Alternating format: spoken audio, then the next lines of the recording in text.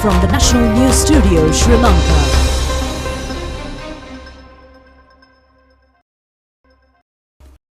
Hello and welcome to the National News. We are coming to you live from the National News Studio. I'm Delanjali Ananda. Joining me is Clifford Richards. And these are the top stories which are making headlines tonight.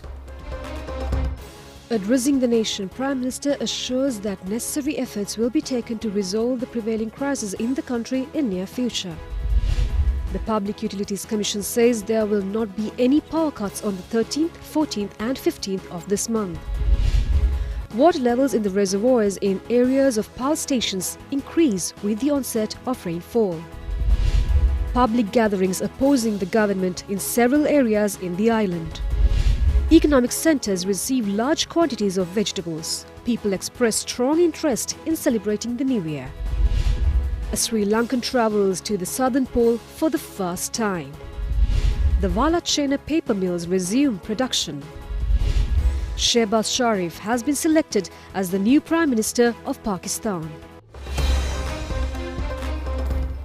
Now on your top story for tonight, Prime Minister Mahindra Rajapaksa said in his special address that he was compelled to address the nation at a crucial juncture. He also said that he has passed extremely crucial political milestones in his more than 50 years of political life.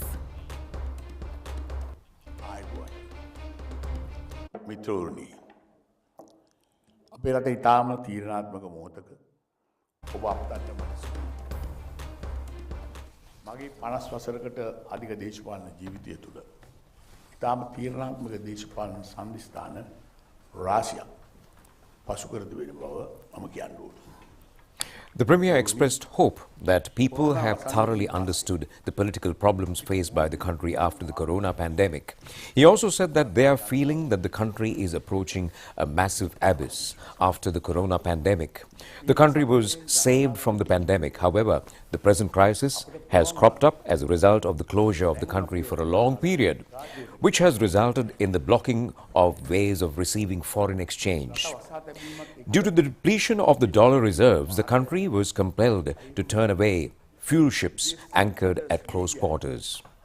The Prime Minister in his statement has also pointed out that they are fully aware of the travails of the common masses who spend days in queues in search of oil and other essential requisites. They have a good understanding of the burdens of the general public in the face of skyrocketing prices of essential commodities. Prime Minister Mahindra Rajapaksa further said that they have extended invitations to every party to join hands to rebuild the country, but none of them heeded their calls. The responsibility of everyone at this moment is to strengthen the country's economy rather than thinking of the well-being of other parties and their parties. He added that, however, they have accepted the final responsibility as a party in power. The Prime Minister further said that they have ended the 30 years of terrorist threat and fear of death, not to subject the people into a pathetic plight of this nature. He further said that they have not built harbours to keep people in queues or to loiter oil ships in ports. The Prime Minister also recalled how people in Sri Lanka were saved from the rigours of the corona pandemic at a time when thousands of people in other countries were dying from the spread of the disease. The government has restricted obtaining of loans from foreign countries in order to encourage the people to make Sri Lanka a country free from debt. The Prime Minister further said that even under extremely difficult conditions, the Sri Lankan government has continuously strived to maintain the country's sovereignty. The government had to respect public opinion and to reverse opportunities to receive large-scale investments to the country. He also said that their responsibility as a government, which has received the people's supremacy, was to take decisions without dismantling the democratic governing framework of the country. The Prime Minister also said that they are now hearing slogans saying not to have the services of all 225 parliamentarians. If the objective is to reject the democratic system, they should once again think of the danger of such a decision by looking at history. We have witnessed in our own eyes the destruction caused through the attempts to bomb the parliament. The Prime Minister has also recalled on the reign of terror in 1988-89, when more than 60,000 youth were killed due to the rejection of parliamentary democracy. He added that he has to remind this to the youth in the south as well as the north as well.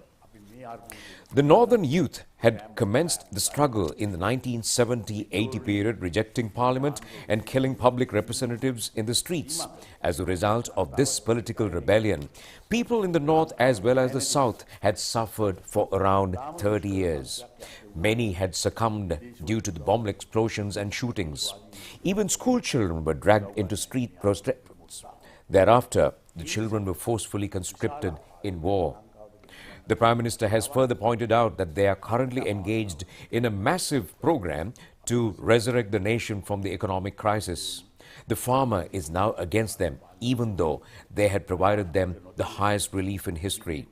This is not a time to carry forward the organic fertilizer program, although it is extremely conducive for the well-being of the country. Therefore, the government has decided to bring back once again the fertilizer subsidy.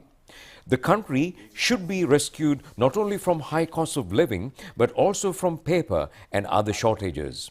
The Prime Minister has also reminded that the people that they should every second they spend in protests in the streets deprive the country of receiving much needed dollars. He calls upon all to be patient and come forward to rescue the country. The Prime Minister has also said that he has seen the waving national flags in protests. This flag could be hoisted in any location in the country. It is the present government which has created the opportunity to raise the national flag at any instance.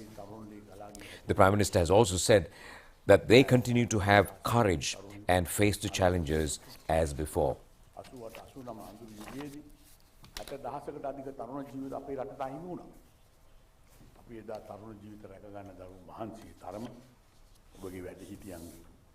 මතකයේ තියෙන බව දන්නවා. දකුණට වගේ මුතුරේ තරුණයන්ටත් මම ඊගෙන මතක් කරලා දෙන්න ඕන. ඒ අතීතයේ ඔබගේ අම්මා තාත්තගෙන් වැඩිහිටියන්ගෙන් ඇහුවොත් කියලා දෙවි. පාර්ලිමේන්තුවේ ඡන්දේ පා කියලා මහජන නියෝජිතව මහමග මරා දාලා තමයි 70 80 කාලේ උතුරේ තරුණෝ සටන් පටන් ගන්නේ. ඒ ආරම්භ කළ දේශපාලන ව්‍යාපාර නිසා වසර 30ක් උතුරේ පමණක් නෙවෙයි දකුණේ ජනතාව දුක් විඳිනවා. බිම්බෝම්බ වලට, වෙඩි උණ්ඩ වලට, ගාස් කනන් බුදුරු. උන්විත දැන් අහිමි වුණා. ටික පාසල් දරුවෝ විරෝධතාව වලට පාරට ඇදගෙන යන්න පටන් ගත්තා. ඊළඟට කලේ පාසල් දරුවන් බලෙන් යුද්ධයට ඇදගෙන යන එක. එදත් පටන් ගත්තේ පාර්ලිමේන්තුව එපා කියලා. ඒවායේ විපාක ගන්න අපි ආදරණීය දුප්පතුන්ගෙන් ඉල්ලා සිටිනවා. ඒ අඳුරු අතීතයට ඔබ ඉපදුණු ජීවත් වෙන මේ මව්බෙන් ආයත් සැරයක් ගෙනියන්න එපා කියලා. මිත්‍රෝනි, අද අපි මුහුණ දී තිබෙන අර්බුදේ ජය ගන්න අපි දැවැන්ත වැඩපිළිවෙලක යෙදিলা ඉන්නවා. ජනාධිපතිතුමාගේ ආණ්ඩුවේ හැම තත්පරයක්ම ගෙවෙන්නේ මේ අර්බුදයෙන් අපේ රට ගොඩ නගන්න. ගෝවියාට ඉතිහාසයේ වැඩිම සාහන දුන්නු අපිට දැන් කොරියාවේ මොනතරම් රටට හොඳක් වුණත් කාබිනික පොහොර වැඩපිළිවෙල ගෙනියන්න මේක වෙලාව නොවේ. ඒ නිසා අපි පොහොර සානාධාරය යලි ලබා දෙන්න තීන්දුව කරලා තියෙනවා. දරා ගන්න බැරි ජීවිත වියදම වගේම කඩදාසි හිඟවීම දක්වා මුහුණ දීලා තිබෙන අර්බුදවලින් රට ගොඩ ගන්න ඕන. දවස් දෙකක තුනකින් බැරි වුණා හැකි ඉක්මනින් මේ අර්බුදයට යන ගමන නවත්වන්න අපි කටයුතු කරනවා. මිත්‍රෝනි, ඔබ පාරේ විරෝධතා දක්වන සෑම තත්පරයකම අපේ රටට ඩොලර් ලැබෙන තියෙන අවස්ථාව අයින් වෙනවා. මහා ප්‍රතිසංස්කරණ කරන්න කලින් ජාතියට අත්විය ඇති මේ විනාශය මේ රට බේරා ගැනීම කාගේත් වගකීමයි. ඒ සඳහා ශක්තිය තිබෙන, ධෛර්යය තිබෙන හැමෝටම අපි දැනටවත් ආරාධනා කරලා තියෙනවා. ඔබ සියලු දෙනාගේම ඉවසිලිවන්ත ධෛර්යය මේ මොහොතේ රටට වමනා බව මතක තියාගන්න. ආදරණීය දුවේ පුතේ, අපි දන්නවා ඔබ කවුරුත් උපන්න බිමට අසීමිතව ආදරය කරන බව.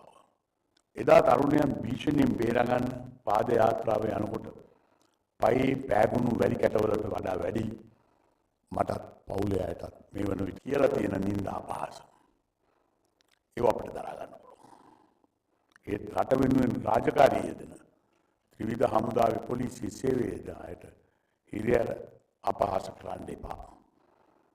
අද ඔබ නිදහසේ බය නැතුව මහපාරේ ගමන් කරන්න විරෝධතා දක්වන්නේ රණවිරුවන් තම ජීවිත පරිත්‍යාගයෙන් ඔබට රටක් ඉදිරි කර දුන් නිසා බව මතක තියාගන්න. ඒ වගේම කොරෝනා වසංගතයෙන් ඔබ බේරගන්න මහා පරිත්‍යාගයක් කළේ රණවිරුවන් බව ඔබ කලේ ගුණදත්ත හැටියට මතක තබා ගන්නා ලෙස කාරුණිකව ඉල්ලා සිටිනවා. දුවේ පුතේ විරෝධතාවලදී ඔබගේ අතේ ජාතික කොඩිය ලෙල්ල දෙනවා මොනවා කියනවා.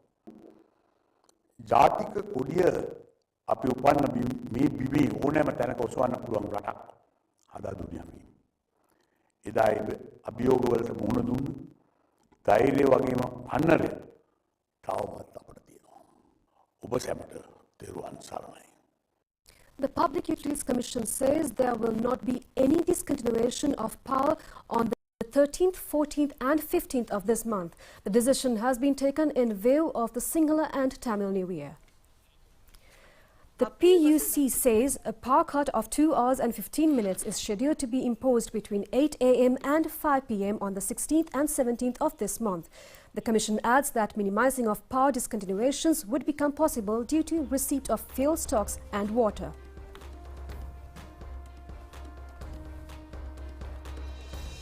Meanwhile, Chairman of the Ceylon Petroleum Corporation, Sumit Vijayasinghe, told the media that hereafter fuel will not be issued to cans and bullies. Chairman of the Ceylon Petroleum Corporation, Sumit Vijayasinghe, said that they have now reached the status of meeting even to some extent of the fuel demand. He added that 35,000 metric tons of diesel have been distributed to the filling stations in the past 4 days. 11,000 metric tons have been supplied yesterday alone. On Saturday, nearly 10,000 metric tons were distributed. The chairman further said that as there would not be any power cuts for 3 days, they will stop supply fuel into cans and bullies. He has further stated that farmers engaged in agricultural activities will be provided fuel requirements if they produce letters of certification from the relevant agrarian service offices and Grama Seva offices. For other industrial purposes, the persons who are in need of fuel should receive an approval from the divisional secretary in the respective areas.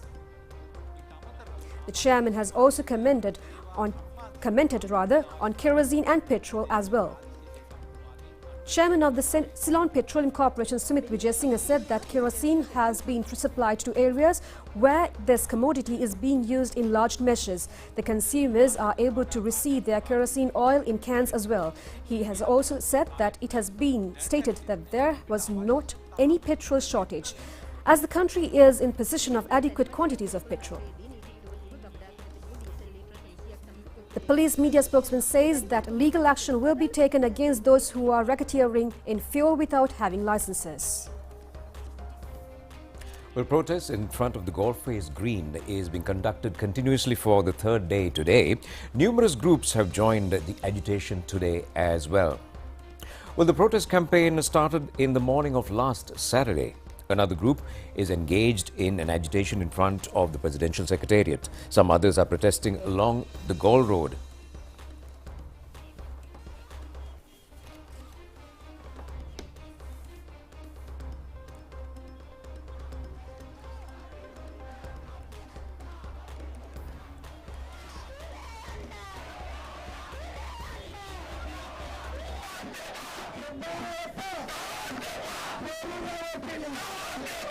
A protest organised by the Samagi Janabalawege held in Kitulguri yesterday. SJB members in the Yatiyantota Pradeshi Sabha have organised this event. The objective has been to express protest over several issues including rising cost of living.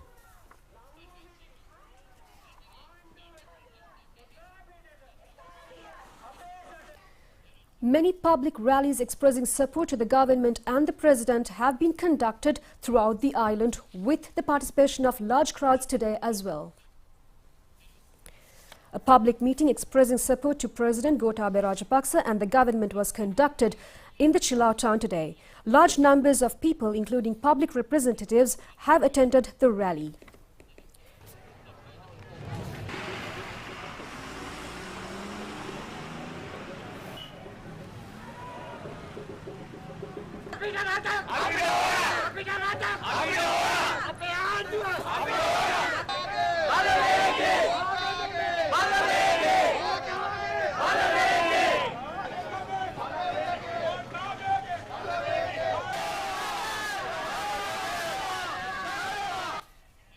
Meanwhile, people who have gathered in the middle of Anuradhapura city have declared that they are extending support to President Gotabaya Rajapaksa and the government.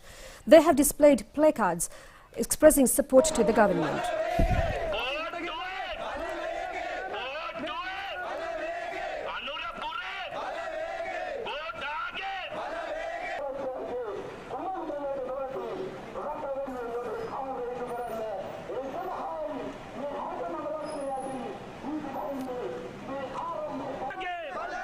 Another rally in support of the government was held in Badulla today.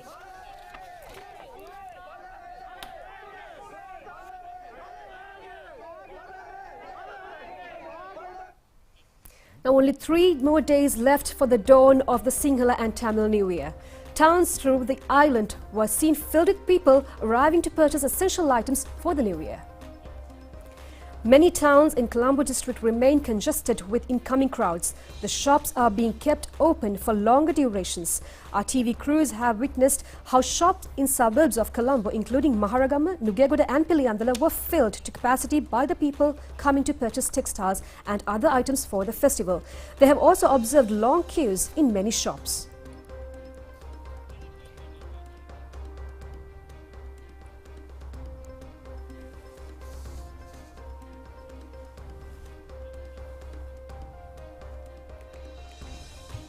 Our reporters have described how people in the Galle district were getting ready to celebrate the Sinhala and Tamil New Year. Many have visited shops in the urban areas.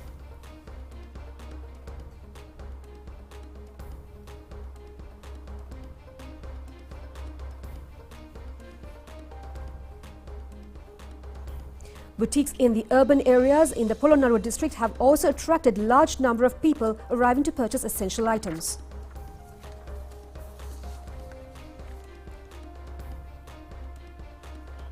These are the scenes of people in the Galle district getting ready to celebrate the New Year.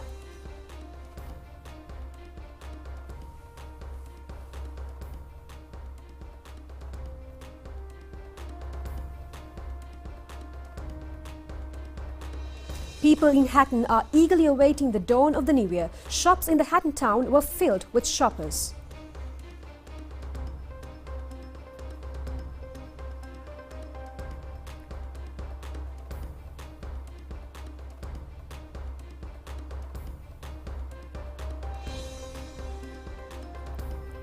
Large crowds have flocked to this Sathasa sales outlet in Ratmalana. The consumers are able to purchase essential commodities at relief prices from Sathasa outlets.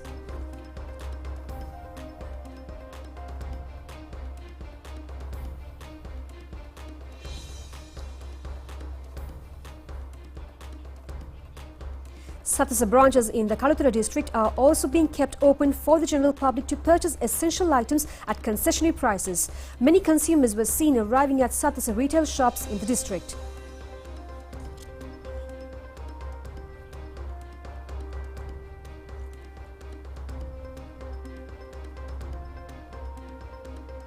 Our correspondents also say that vegetable prices have gone down in the Vavuniya district in the festive season.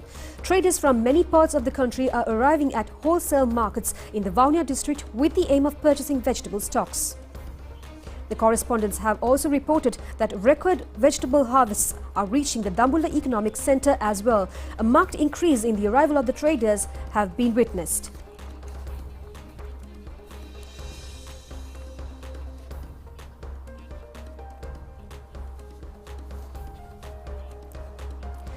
The Defence Secretary General Kamal Gunaratne rejects unfounded allegations regarding the convening of the National Defence Council meeting in connection with the violent protests that took place in Mirihana. Well, the Defence Secretary points out that the facts contained in the media reports in this regard were false and that a meeting of this kind was not conducted. Well, the Defence Secretary in an official communique further says that there had not been any instances of unofficial individuals holding portfolios in the National Defence Council meetings. He has made these remarks clarifying on the composition and the importance of the NDC. The council is the main institution of the president, which is empowered with taking all decisions pertaining to national security. The Presidential Secretariat extends support in holding the meetings. Not a single unofficial person had been granted permission or extended invitations to attend the meetings since President Gotabaya Rajapaksa assumed duties as the president of the country. He also says that if there were any factors affecting national security, the normal procedure has been to convene the heads of the relevant institutions and sort out the issues prior to the commencement of the council meetings. The media release adds that therefore the media reports were false and misleading the general public. The Ministry of Defence has instructed the media as well as general public to refrain from propagating and disseminating such fabricated information in connection with the national security. The Defence Ministry is in charge of supervision of all problems pertaining to the national security. The Ministry Secretary in his statement also points out that the Ministry is constantly engaged in updating all facts relating to national importance. President of the Young Men's Buddhist Association, Mahindra has said at a media briefing in Colombo today that if the government collapsed due to the agitations, it would be a difficult task to rebuild the administration. A wave of protest by the people is because we have not been able to come up with a viable roadmap where people can place their trust and confidence that this problem will end soon, or at least a roadmap as to when this problem will end. That is something our people need to know, and I think the government has an obligation to come up with a plan so that the people can have expectation for the future of this country, for the future of their children, and for the future of their next generations, or the generations to come. So there is a great need that we come up with a solution to address these problems. And one of the biggest problems we have, actually what we are seeing through these protests, is that these young people are asking for a ethical and a law-abiding system of government. And I think it is incumbent upon His Excellency the President, the government and all the other political parties represented in Parliament to come together, shedding their political differences, to deliver a solution like that. Only if we deliver a solution like that, people will be able to maybe even suppress their feelings, to cooperate with the government and cooperate to implement a plan of action like that. So I think the Colombo IMBA's role is here to express our views about the current situation and what the people are expecting from the government, and urge the government, request the government, His Excellency the President and all political parties to work together and come up with a solution where people can repose confidence in the plan of action presented by the government as well as the system of government. And the people are expecting far-reaching reforms in the system of government where everybody can live in peace and harmony. And the Colombo IMBA always stood for religious unity and ethnic unity, and we have always worked towards that. We identified this problem about 8 months ago when we were distributing medical equipment to hospitals to combat coronavirus, and at that time we were engaging in discussions with various groups, including clergy of all religious faiths. So at that point we realized that this issue will become magnified in time to come, and it has become a reality today. So actually we foresaw this, and we took, from the Colombo IMBA, we took many measures to address this situation, and we came up with programs to develop young entrepreneurship. Then we came up with a program to teach English to Buddhist monks.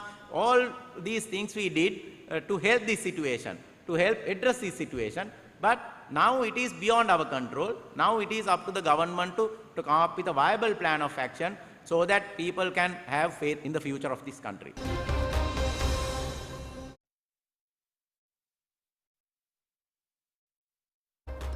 The production at the Vala chain of paper mills has recommenced yesterday. Accordingly, paper manufacturing is being carried out in the factory throughout 24 hours of the day. The daily production target is 15,000 metric tons of paper. It has been planned to manufacture 300,000 metric tons on a monthly basis. The factory management is planning to further increase the production capacity in the times ahead.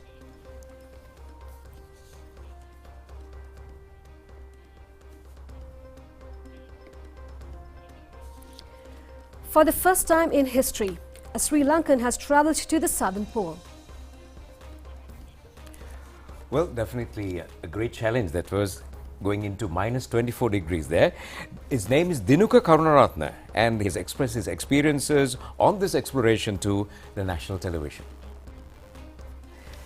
Well, Dinuka Karunaratne is a resident of Peradeniya in Kandy. He is an electronics engineer by profession. He is also a graduate in electronic science from Peradeniya University. He has been exploring information on travelling to the South Pole for a considerable period. Geological management of the Southern Pole is being conducted by 5 countries, including the United States, Australia and Chile. A group including Dinuka Karunaratne was reported to have commenced the journey via the state of Chile, as the pole is located 12,000 kilometers away from this country. Dinuka also said that in order to reach this destination, they were compelled to travel in 2 aircraft and also travel by foot another considerable distance. The southern pole is located 9,301 feet above sea level and the temperature is minus 24 centigrades. Karunaratne further said that national flags of 12 countries are fixed on the pole as a mark of commemoration of the Antarctic Agreement signed with the participation of these 12 countries in the year 1952.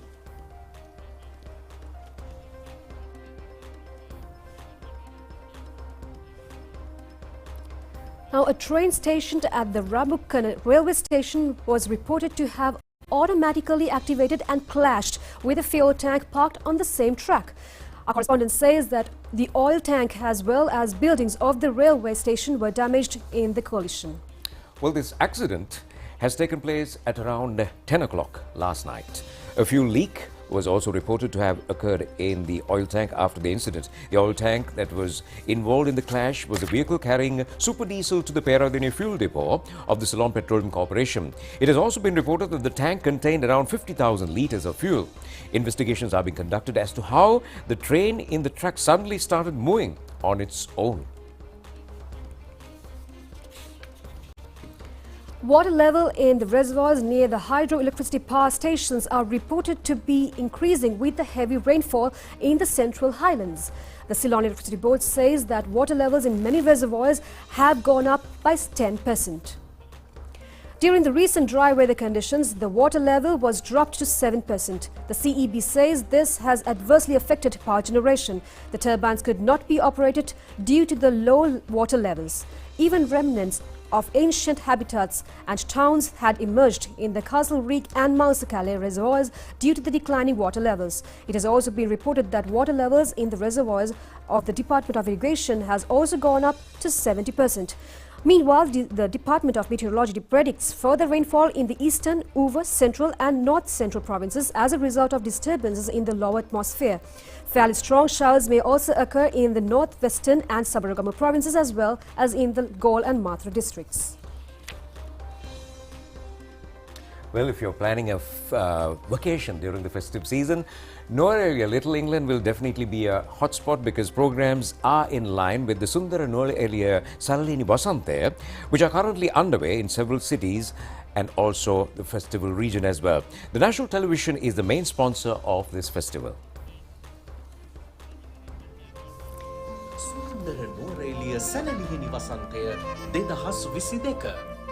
Both adults and children are excited to be a part of the experience extended through the festival. Accordingly, many theme sites have been established in various parts of the festival grounds for the children to enjoy with much interest. All are invited to visit Noor area to experience these adventurous and exciting programs designed for their enjoyment.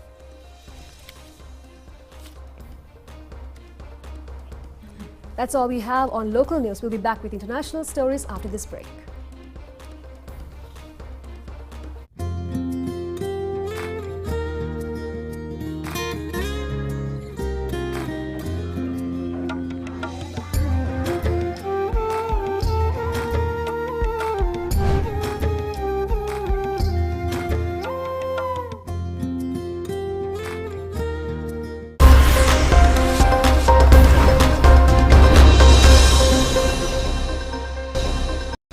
Welcome back. On foreign news, it's the Ukraine update we have for you, and President Zelensky says Russia is concentrating tens of thousands of soldiers for its next offensive in eastern Ukraine. Meanwhile, the World Bank says Ukraine's economy is set to shrink by almost half this year as a result of the year. Ukraine is expecting Russia to launch a major offensive in the east, Ukrainian Defense Ministry claimed recently. They have indicated that the Russian military has almost finished preparation for the assault on the east. The attack will begin soon. After rebuffing the Russian offensive on Kyiv, Ukraine has for days said the renowned Moscow attack on its east and south is looming. Meanwhile, Russia will not halt its military operation in Ukraine for subsequent rounds of peace talks, Russian authorities have claimed.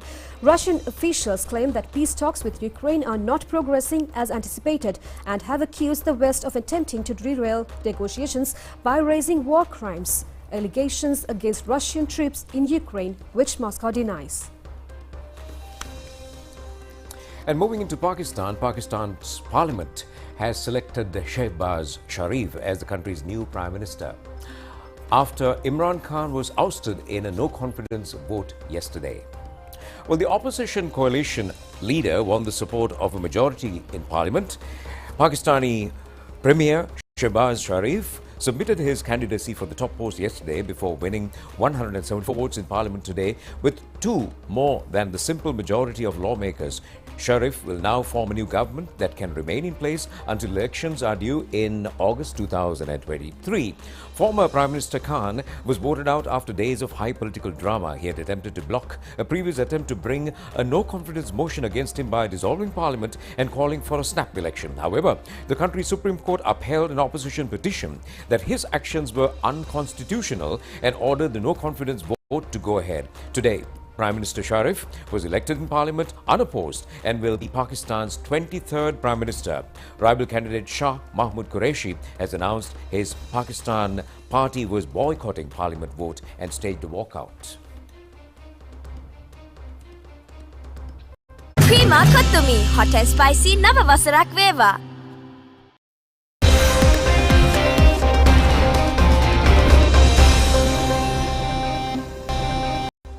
On sports news, it's about the IPLs, and Rajasthan Royals and Delhi Capitals secured the win in the Indian Premier League. Matches played yesterday. Delhi Capitals competed against Kolkata Knight Riders.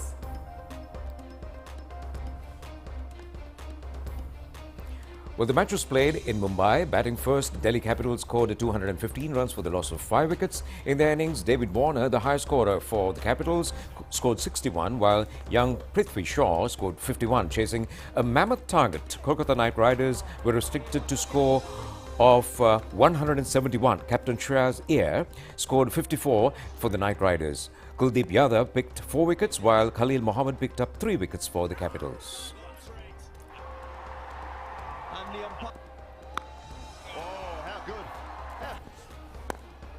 Strike for 6 more. Just over the head of Prima Kottumi, hot and spicy Nava Vasarak Veva.